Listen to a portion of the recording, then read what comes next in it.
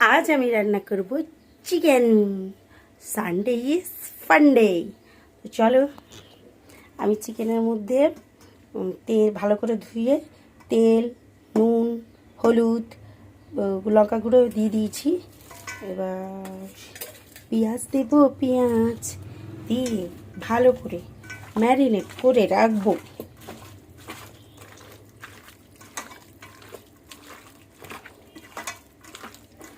1 ঘন্টা ম্যারিনেট করে রাখবো। আর রান্না করবো চিকেন আর গিমে শাকের চচ্চড়ি। তো গিমে শাকের চচ্চড়ি করার আগে আমি গিমে শাকগুলো ছাড়িয়ে নেবো তাড়াতাড়ি করে, স্পিডে। আমার সমস্ত গিমে ছাড়ানো হয়ে গেছে। এই যে এবার আমি কেটে নেব আলু বেগুন।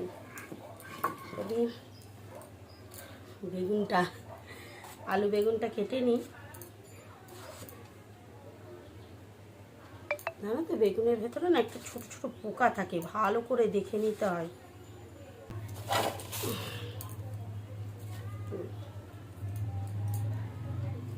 কত বড়! এই বড় বড় সাইজের আলুটা আনলে না অর্ধেকটা নষ্ট হয়ে যায়, কেন একসাথে এতটা লাগে না, আবার যখন লাগে তখন ব্যবহার হয়ে যায়।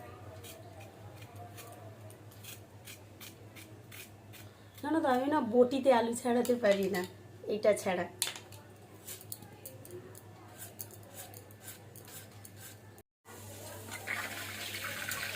গিমেটা ভালো করে ধুয়ে নেব। গিমেটা যেহেতু একটু তিতো লাগে, সেই জন্য গিমোটা একটু সিদ্ধ করে নেব।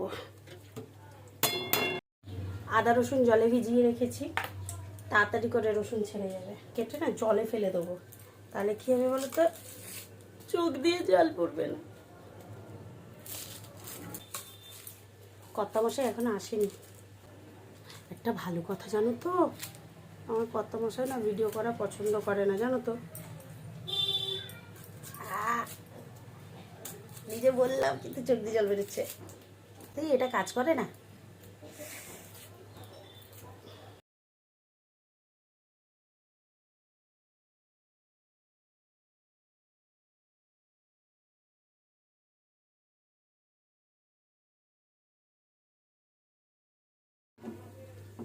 আলু পেঁয়াজ কাটতে কাটতে আমার এদিকে গিমে শাক সেদ্ধ হয়ে গেছে।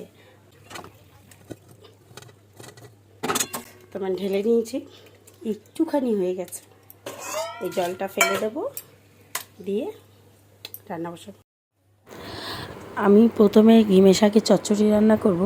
তো কড়াইতে তেল দিয়েছি, শুকনো লঙ্কা আর পেঁয়াজ দিয়েছি। পেঁয়াজটা একটু নেড়ে নিয়ে এবার 5 ফোড়ন দিয়ে দেবো।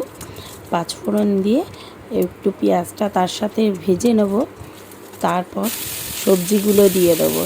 এবার সবজিটা একটু নেড়ে চেড়ে লঙ্কা গুঁড়ো, হলুদ গুঁড়ো, নুন পরিমাণ মতো দিয়ে ঢাকা দিয়ে দেবো। খানিকক্ষণ পর ঢাকা খুলে একটু নাড়াচাড়া করিয়ে গিমে শাক যে সেদ্ধ করে রেখেছিলাম সেইটা দিয়ে দেবো। এবার সেটাকে ভালো করে নাড়বো, ভালো করে নাড়তে নাড়তে একটুখানি ঢাকা দিয়ে দেবো। দেখো ঢাকা দেওয়ার পর একটু মজে গেছে। তো মোটামুটি আমার চচ্চড়ি হয়েই গেছে। এবার একটু ভালো করে ঘেঁটে দেবো। ঘেঁটে তরকারিটাকে আমি নামিয়ে নেবো, কারণ আমার গিমে শাকের চচ্চড়ি হয়ে গেছে। তারপর এদিকে কড়াই বসিয়ে দিয়েছি, চিকেনটা রান্না করব।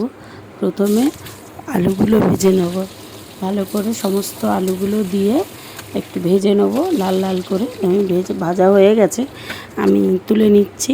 তো সেই তেলের মধ্যেই একটু তেল দিয়ে শুকনো গোটা লঙ্কা, তেজপাতা ফোড়ন দিয়ে এবার পেঁয়াজ বাটাটা দিয়ে দেব।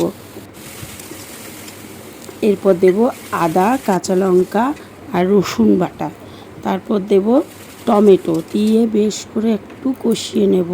তারপর নুন, লঙ্কা গুঁড়ো, হলুদ গুঁড়ো সমস্ত কিছু মশলা দিয়ে ভালো করে কষাবো।